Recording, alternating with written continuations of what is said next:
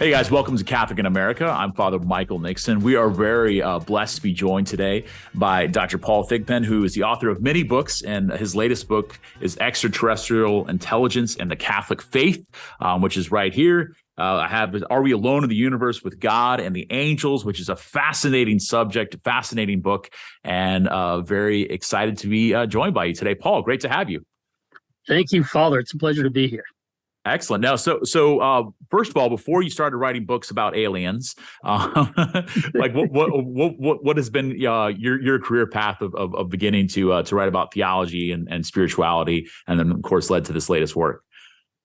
Wow, to see how short I can make it. I grew up in a nominally Presbyterian home. Was reading some skeptic philosophers at the age of 12 and lost my faith. Became an atheist for 12 years through junior high and senior high. At the end of my senior year of high school, had some rather dramatic experiences with demonic powers. I'll just go ahead and say it. That convinced me that my materialist worldview, my notion that everything that existed was either matter and energy, but nothing spiritual, turned that on its head, and I had to start looking at it. Anyway, came back then to a solid faith, and some years later, for a while, was in publishing. I was a college professor. I was a pastor for a short time in a non-denominational church.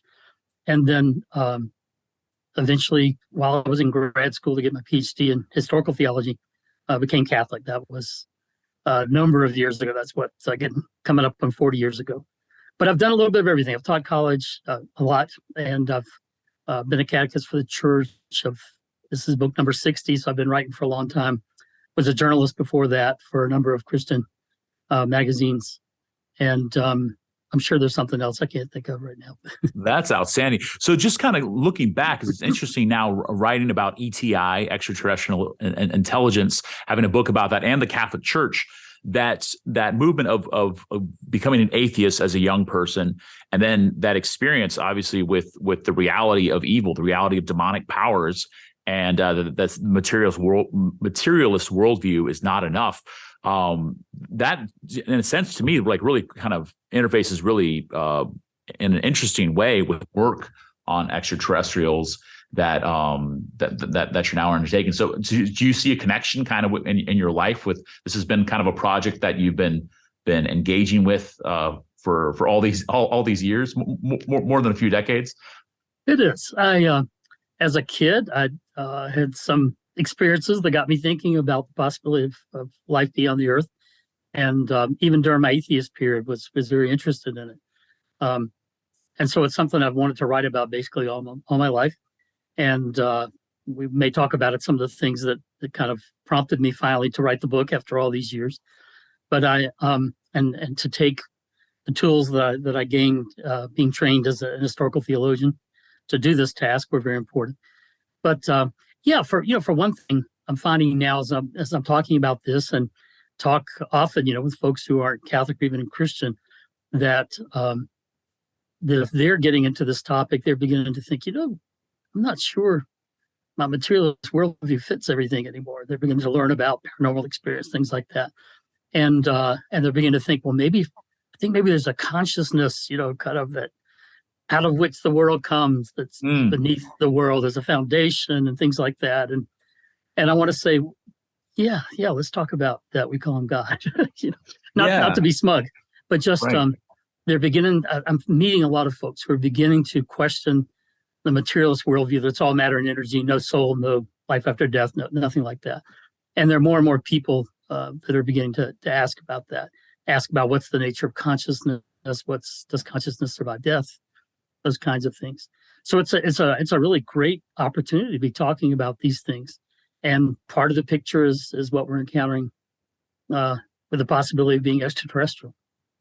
So this movement that you kind of went through yourself, and I think society's also going through it, of a materialist or scientism, not science as an essential discipline, but basically as a philosophical worldview that everything is explained in and through the scientific method or scientific principles, which in itself obviously is not a scientific statement or thought process, but like how often do you see that, like because I love how that's starting to almost come around into some sort of spirit, some sort of spiritual or something more than itself. Is that something that you're seeing a lot just in your own work, especially as you work in these areas? I am. As I watch, watch a lot of podcasts and read books and articles, that kind of thing. You're just seeing it all over the place. People kind of saying, I've always just assumed this scientific, approach that it's all matter and energy. I've always assumed, for instance, that the consciousness is just an epiphenomenon of the brain, and somehow the material brain is rise to that. But I'm beginning to think that maybe it goes the other direction, and there are all these things we can't explain through science. Some of which have to do with what we would call UFOs, or today the preferred term, I guess, is UAP, unidentified anomalous phenomena.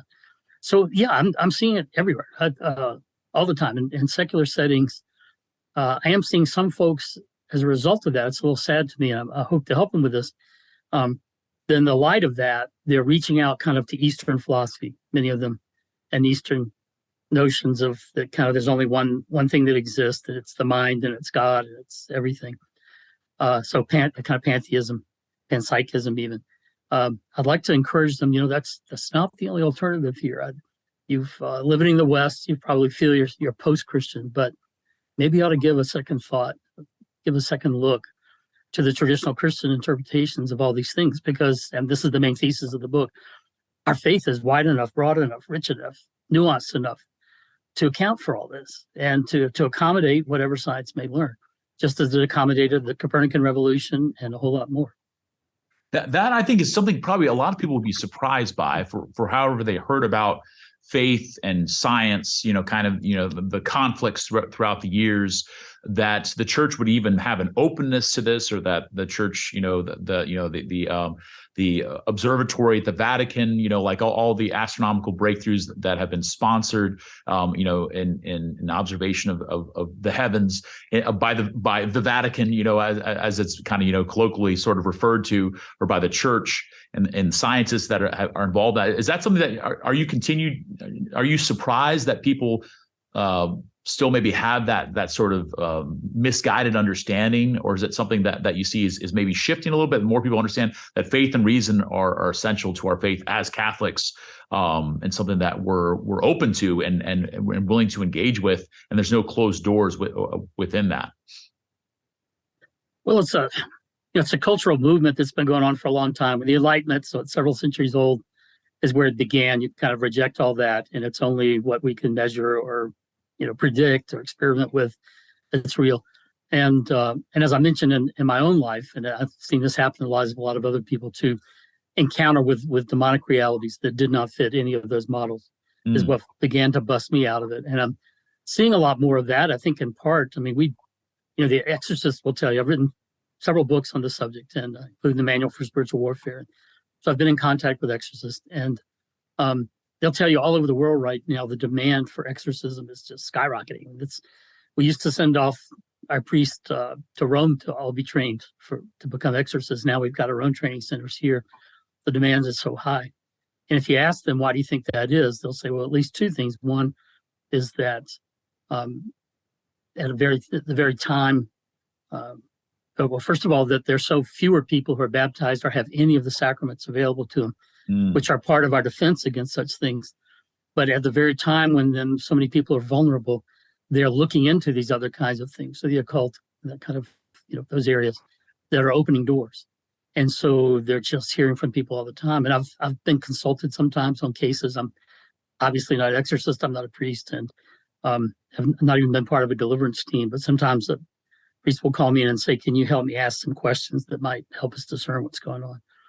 And it's amazing how many times I hear that same situation. Someone who's not baptized, not a believer, but they've been fooling around with things that have opened doors wide open, and now they're really in big trouble. That's growing itself. It's going to take us a while to get past that, cultural assumption. But again, I think the things are in place now that are helping us to see that.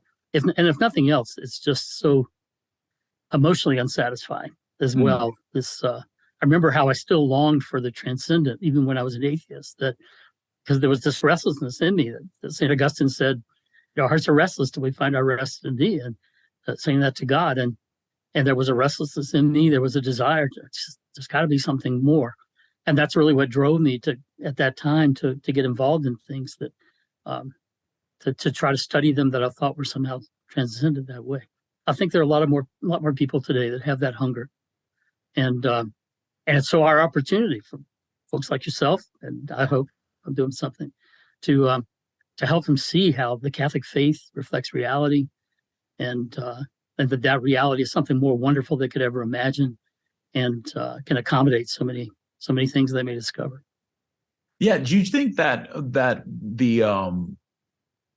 the turn, and I've seen this at times, that people sometimes who are maybe more in kind of an atheistic materialism, that the hope for ETI, extraterrestrial intelligence, is in a sense like trying to satisfy a longing for something more. That they're in a sense, it's hard for us to even imagine this. I feel like the same thing can be made with or same point can be made with maybe people who talk about the multiverses and all these sort of other things, other realities that are out there. That's obviously very popular nowadays, but can be in a way of addressing that need for the transcendent, that need while still trying to sound smart, sound scientific. Sound smart and not sound Christian again, because some of the folks I come into it, the UFO community, if you want to call it that, often they'll just a little side comment about the Catholic Church and how it hates science and stuff, and I'm thinking, gosh, they don't have a clue how much the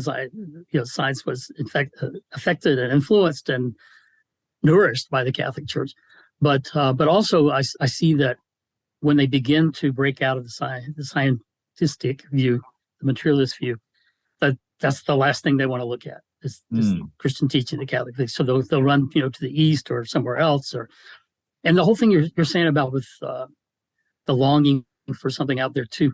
It's one Christian theologians called it the ETI Myth, Extraterrestrial Intelligence, abbreviated as ETI, the ETI Myth. And it's the notion that if they're out there and they come here, UFOs, whatever, that means they've been around much longer. Their civilization has than ours. And since it's clear that we're about to blow ourselves up and we're so messed up, they must have come to a higher level of understanding and enlightenment and that kind of thing. Therefore, they can teach us the truth. And some people, even in the scientific world, tend to hold this thing without even realizing it. This notion. So it's what you might call kind of a messianic view of extraterrestrial intelligence, that they can come as our saviors.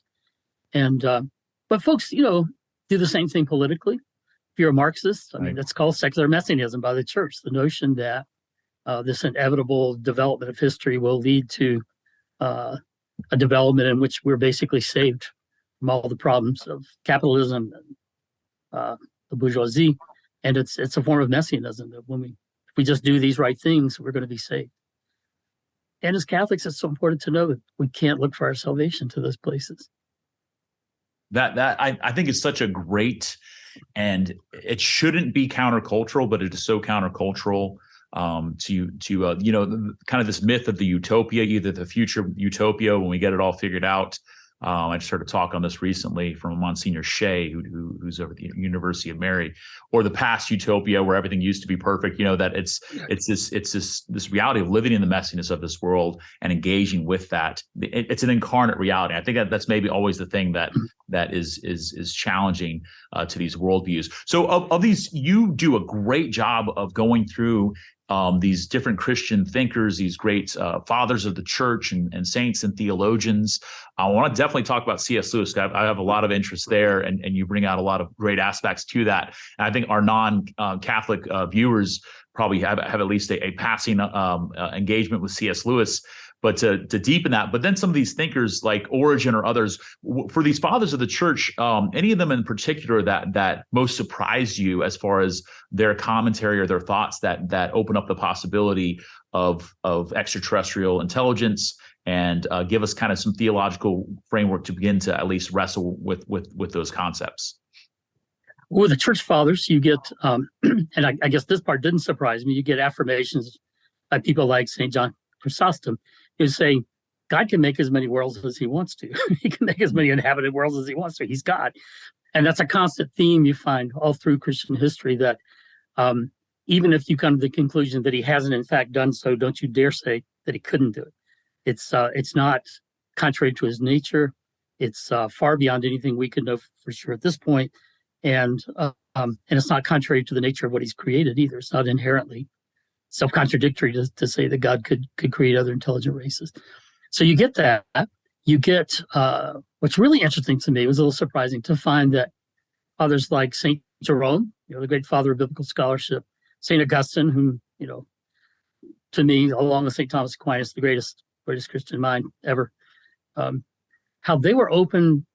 They were so influenced by Aristotle's cosmology, if you want to call it that, his model of the universe.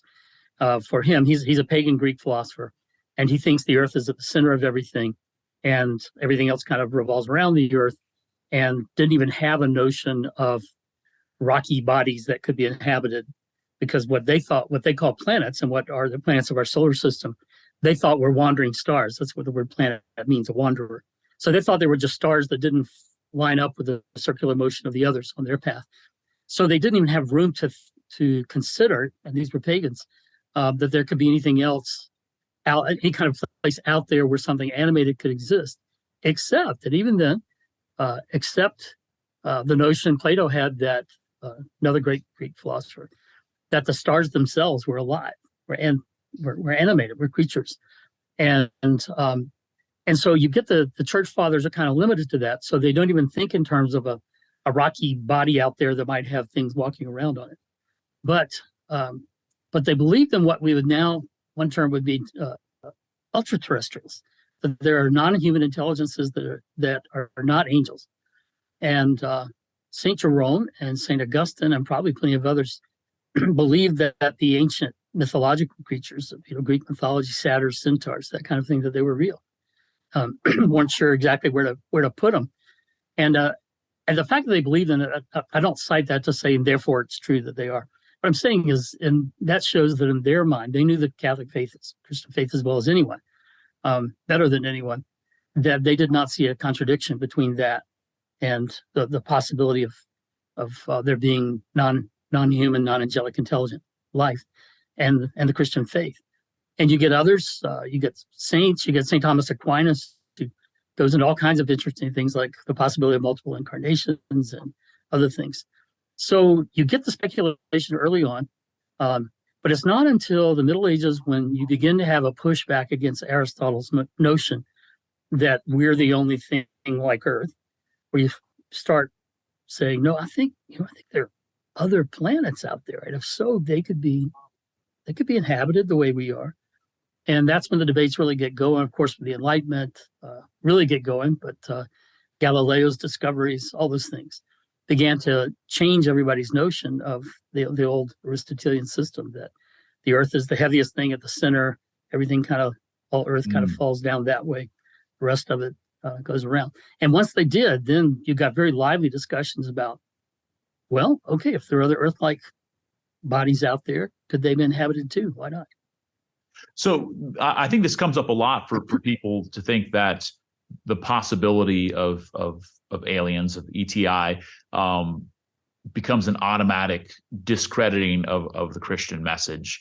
And you obviously, were a pastor in the evangelical church, as you said, before you became Catholic many years ago. So you have a lot of interactions there.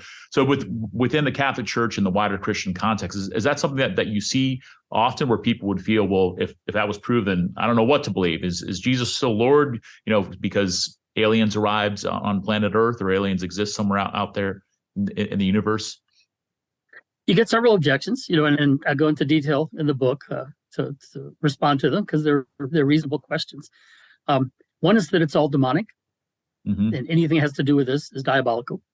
That, to me, just doesn't fit the evidence we have. I agree that there are certain reports of alleged abductions, alien abductions, that sure seem to fit the classic profile of demonic encounter, and even some secular observers have noted that.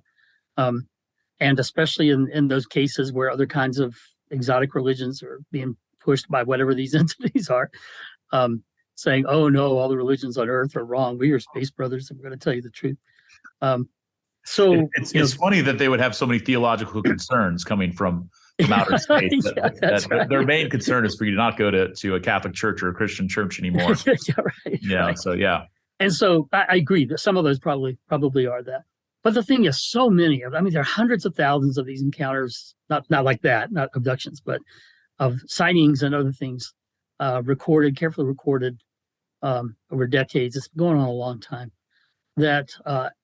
And the ones especially that seem to involve some kind of physical craft that is, in more recent times, now that we've got the really advanced equipment that shows up on multiple sensing devices, not just radar, but infrared and other kinds of things, and in visual sighting, that so that it's not just it couldn't be some kind of demonic apparition. It's there.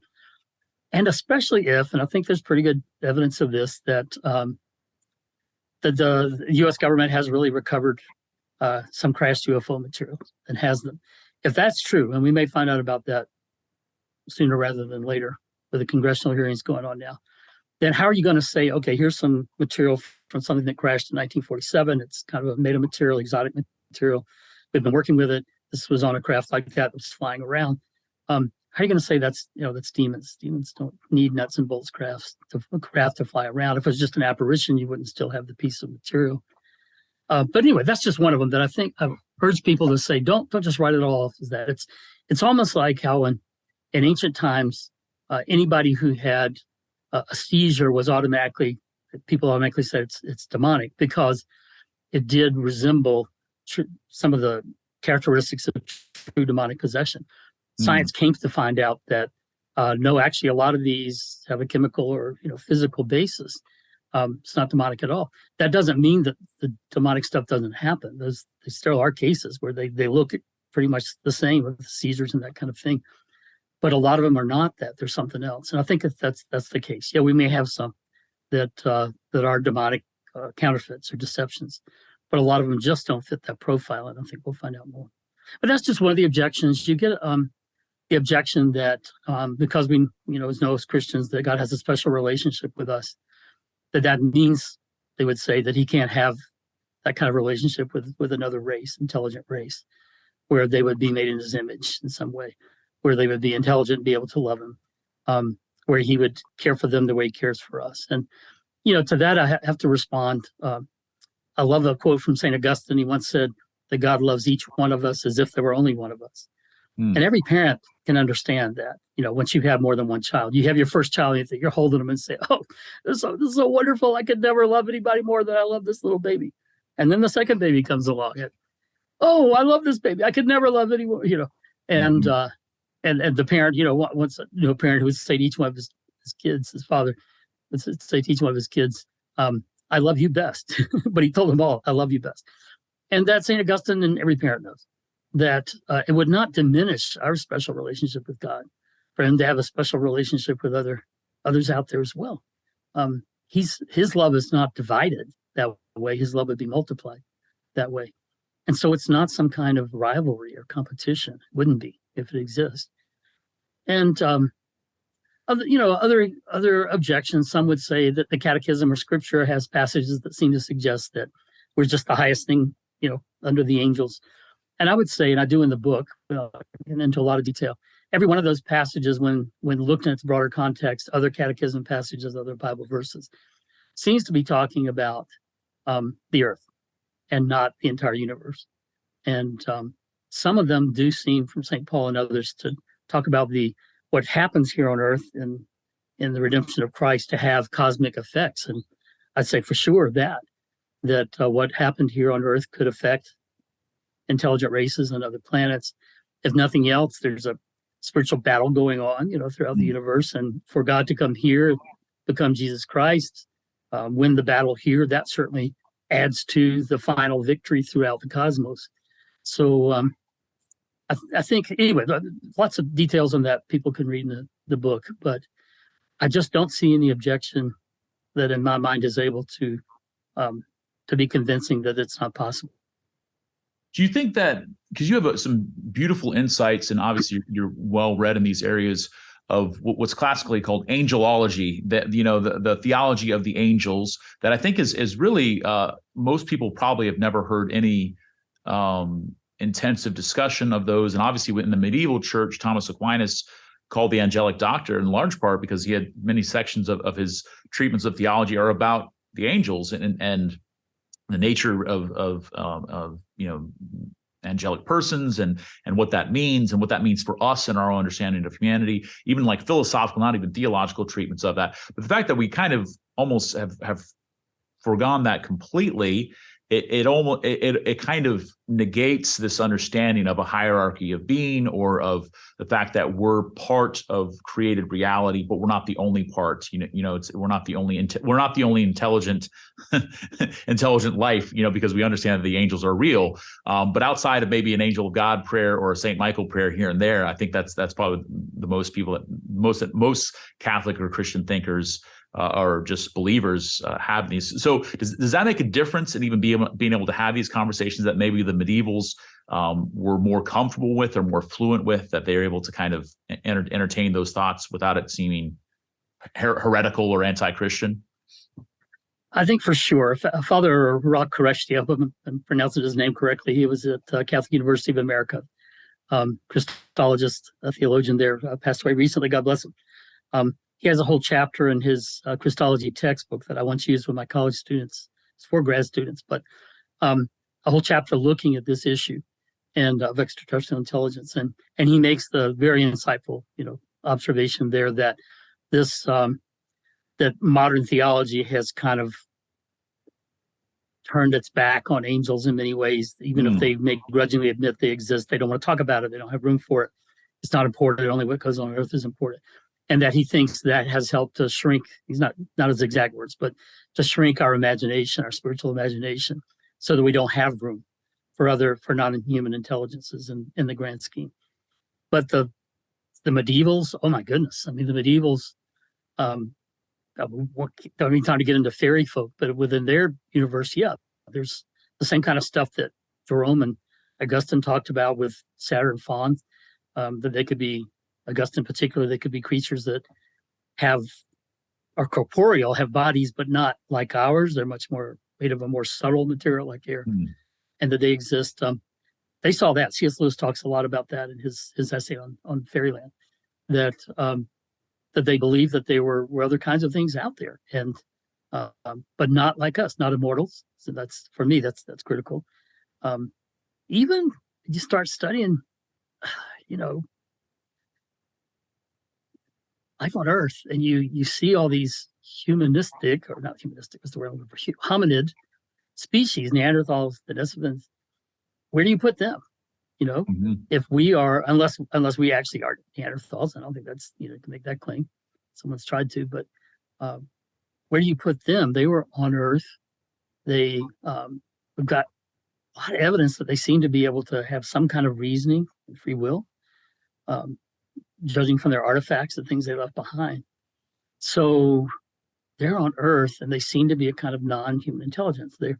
So where do you place them? And where I would place them is say, well, yes, because the modern humans began with our first parents, who were didn't just have intelligence and free will, but given an immortal spirit as their soul.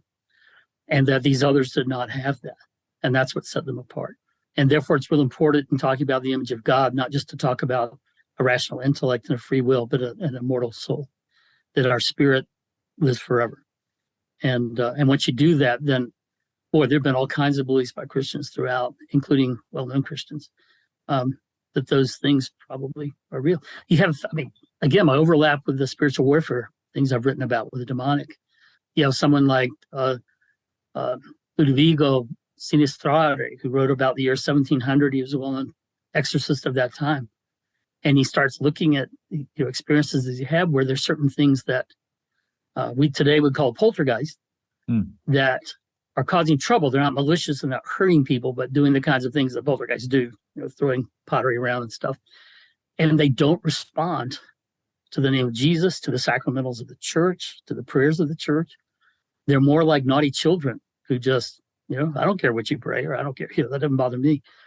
You get that picked up again by Father Herbert Thurston in the early 1900s, doing studies of those things. And both of them kind of ended up saying, is there some other kind of creature that's not demonic and not interacting with us? So all those things, my book doesn't claim that all those things are real by any means. What I'm saying is that if you have intelligent, faithful Christians, Catholics and other Christians throughout all this time, who are open to the possibility of non-human intelligence, non-angelic, non-human intelligence, then you can't claim, as one person has claimed of my writings, that it's all deception and I'm leading people down to hell by opening up that possibility. We're talking about it.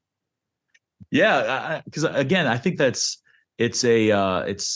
much easier to just to not have nuance within this sort of conversation, to just be kind of all or nothing within that. So two thinkers that you lay out some really interesting insights. I want to spend some time with C.S. Lewis, but anything on Origen you'd like to say? People might not be familiar with Origen, who's one of the greatest biblical theologians in the history of the church, writing many, many centuries ago, but had some really kind of fascinating things on almost kind of a multiverse sort of understanding that we maybe not all considered orthodoxy, but at least to recognize someone who was able to think broadly and imaginatively. Even of all your thinkers, I think he probably was the one I wanted to see a science fiction book based on.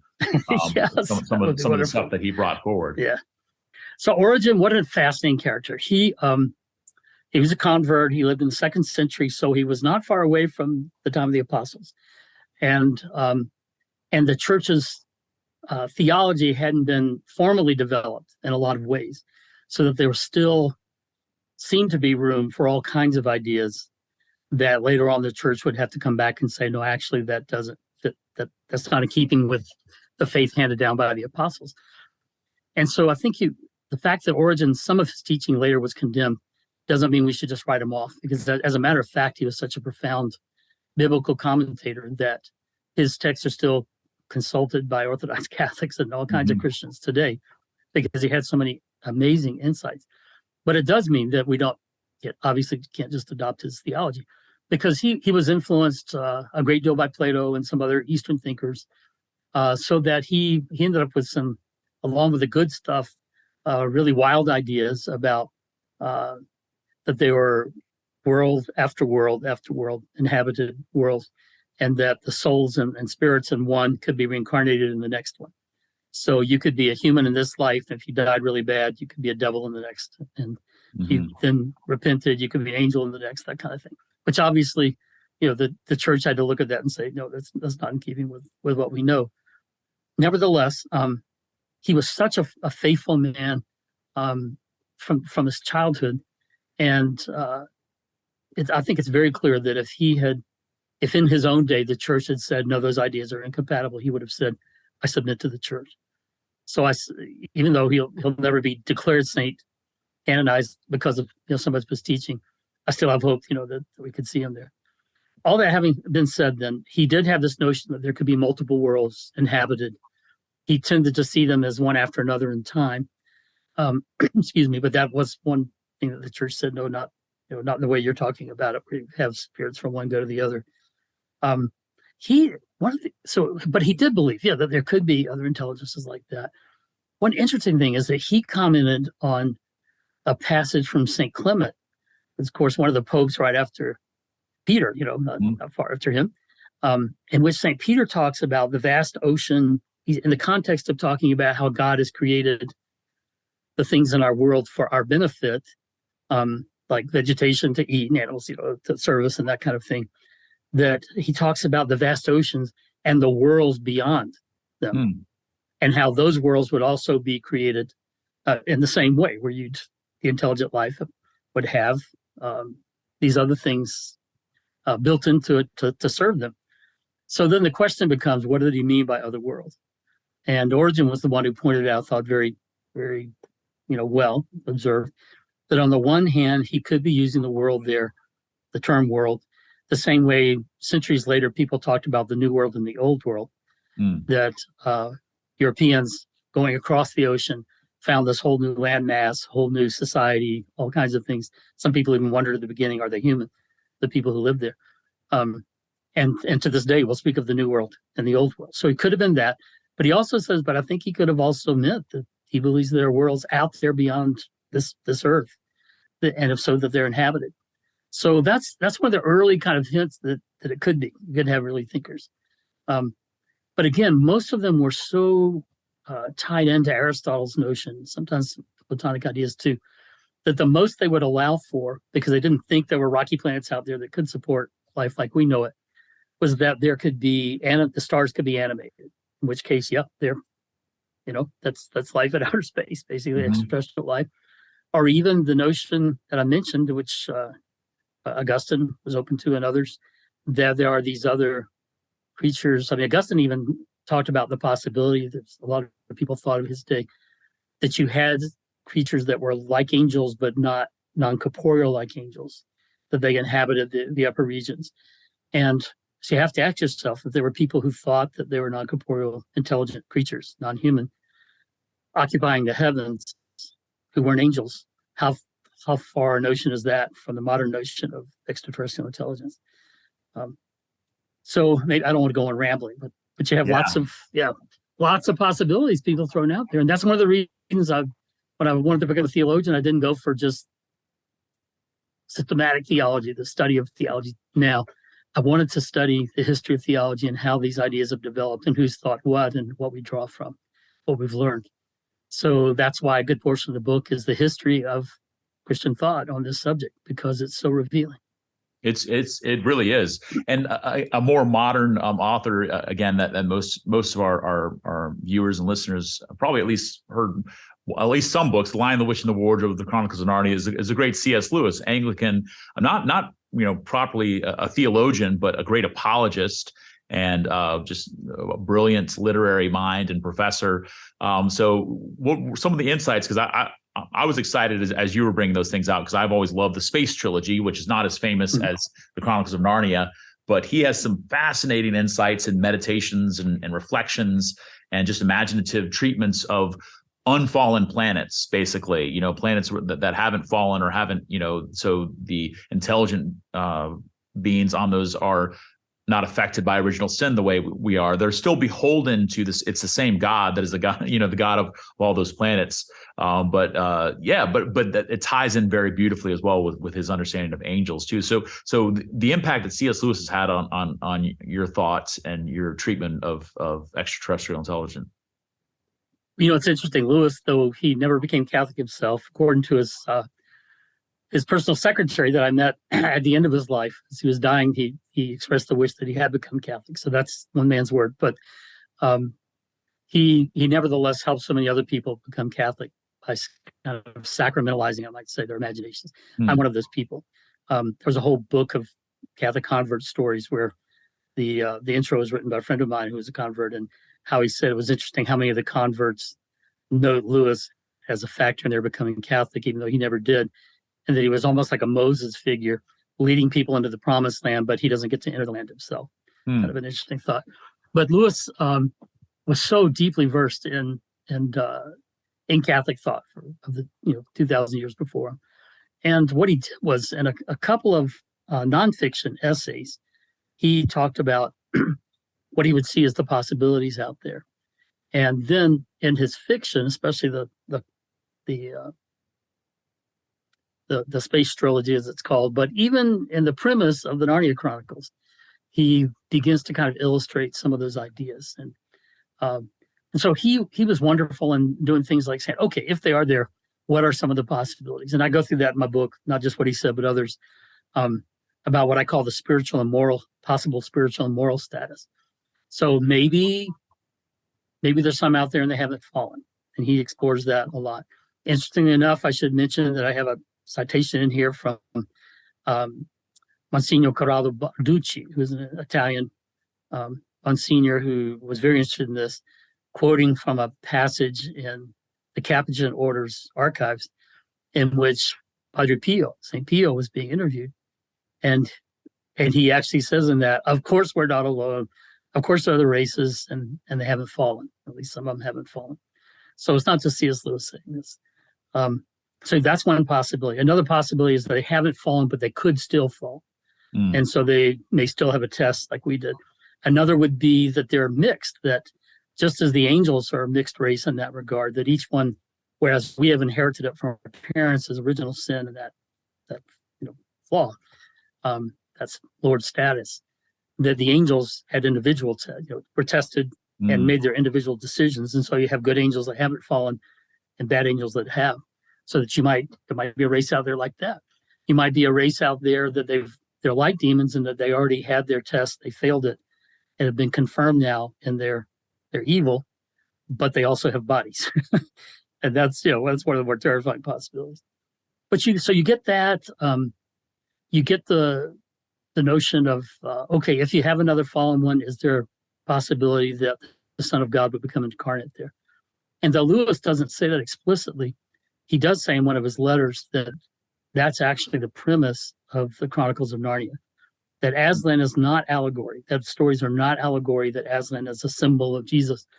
But the premise is that what if God became incarnate, if there was another world out there and it was Narnia, and God chose to become incarnate and to redeem that race there, that fallen race, what might that story look like? And so Aslan is actually a notion, fictional notion, a speculation about another incarnation and another world. So Lewis was so great at opening up the possibilities, and also just typical witty Lewis about. He also thought, and I think it's possible too, that there could be a race that's not fallen, and that has a rational intellect and has a free will, but their spirits are not immortal. They were not destined for the beatific vision. And you get some pushback from that, and some Thomists, and understand that they say, well, but the classical tradition is that the soul cannot die. So if they've got a soul, it's got to be immortal. But I think that only comes from the notion, which itself is influenced by Aristotle, that to speak of the soul dying is to say that it falls into its constituent parts, like corrupts. And a soul can't do that because it's simple. And that, okay, I'll go with that. But a soul could be annihilated. It could just, at its end, God withdraws it from existence. It's not beyond his power. So if that's the case, could there be some creatures that are very good in themselves, and the life that they have is very good? God blesses it. They know God, and even if they should speculate about, what it would be like for humans to have life after death, that they don't feel envious of that. This is what they've been given, and they're grateful for it. And one of the races that Lewis, fictionalizes on Mars in his first book in that trilogy seems to be that kind of creature. They're good, and they do die, but not as a punishment. It's just the end of their natural life, and they haven't been destined for the beatific vision. Which also brings up just, again, that it's not a negation of our own dignity, of our humanity, but really a lifting up of it and putting it in proper context of that. So for us, in our kind of closing minutes here, just the possibility of having these conversations. It's funny, just before I got your book, I was with a group of guys, and we were smoking cigars, and we were talking, and there were people who were Catholic, people who were non-Catholic Christians, some who were atheists. And actually this specific topic came up, and just kind of like talking about what we thought about it and the diabolical, possibilities with it, all sorts of different things that came up. But for a Christian, a follower of Jesus, and thinking about this as a topic or engaging with it, what difference does it make, so to speak? Like, how does this? What's the possibility for this helping us in our engagement with other people, maybe outside the church, but also too just in come to know the Lord and His plan in a more deep and profound way? Yeah, and that is a big part of the book too. So the first thing I would say is the book had an apologetic sense. I've written lots of books on apologetics, and because there have been for centuries now adversaries of the Christian faith who have either one said, we believe these things are real, and if we can find out they are, that disproves your faith. So that's it. It's not the Bible, or for whatever reason. Thomas Paine, the great guy, Age of Reason, wrote that. He was of that notion. Others have been the folks that are, would consider themselves not religious but spiritual, who've been in more kind of occult traditions, going back to Swedenborgians, a couple of centuries ago, were a good example of that, where they believe in it and say, oh, but they're revealing to us, our space brothers, are that your religion's wrong, and we're going to give you the true religion. So in both cases, they're thinking that the existence of ETI would disprove our faith. And I find Catholics and other Christians who are thinking the same thing. What do I do? Like I said, if we find out there should be a disclosure tomorrow, public disclosure, they're real. What happens to my faith? And I want them to be able to read this book and say it's okay. So we can accommodate that. We have room for that. So that's one reason it could be really helpful. And if things develop in the next couple of years with congressional hearings and other things, the way I think they will, it could be a lot of people are going to be faced with that situation. Second, though, is that it presses you to think more deeply about really important things. So the nature of Christ and the nature of salvation, the nature of what it means to be human. What is the image of God? In the book, I end up having to actually, when I'm looking at some of the positions that I think are wrong, having to go back to the ancient Christological controversies and say, look, what this is actually reflecting something that the church long ago said is not the case. So, for instance, that in incarnation, you didn't have God choosing a man and kind of joining closely to him, and that's who Jesus was, two persons and two natures and two persons. But the church says, no, two natures and one person. So that if there were an incarnation, that's important to see, it would be the same Son of God, the same eternal Son of God who was just doing it there, not two rival kind of saviors. And that's really important. But anyway, it presses you to think about those things, presses you to think about the greatness of God, the creativity of God, how great and wonderful he is, and how magnificent the kinds of things he could do that we've never even thought about. And finally, to the general level, the truth will set you free, Jesus said. If it turns out to be the truth, then it's something we need to know and something we need to look at in the light of our faith. And just saying, no, it can't be true because it would upset everything I believe. We can't take that position. We got to seek the truth. And that way we can do it together with people of other kinds of faith, people of no faith at all. Excellent. Well, if it's something that's Origen and Clement and St. Padre Pio and C.S. Lewis and Dr. Paul Thigpen are all considering, I think it's worthwhile for us as well.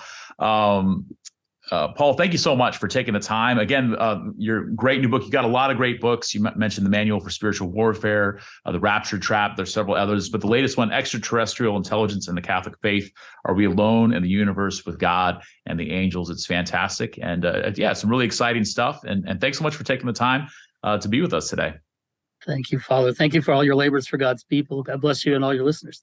Absolutely. Well, I want to thank you all so much for watching today, for listening, for supporting us here at St. Dominic Media and watching Catholic in America. Make sure you like, share, and subscribe. Make sure if you like to support the work that we do here, you can check us out on Patreon. And until next time, God bless. In Catholic in America, we engage the intersection between faith and culture. Tune in every week because no topic is out of bounds. We want to thank you so much for supporting this show by watching it, by liking, sharing, and subscribing. How else can they support the show? You can also become a patron on Patreon and support us financially. So if you support us, there's all kinds of swag. There's t-shirts, there's coffee mugs, or maybe bumper stickers. I don't know. Maybe we could come up with a wig from Father Tom. Father Tom wig would go a long way. So thanks for your support. God bless y'all, and check us out next time on Catholic in America.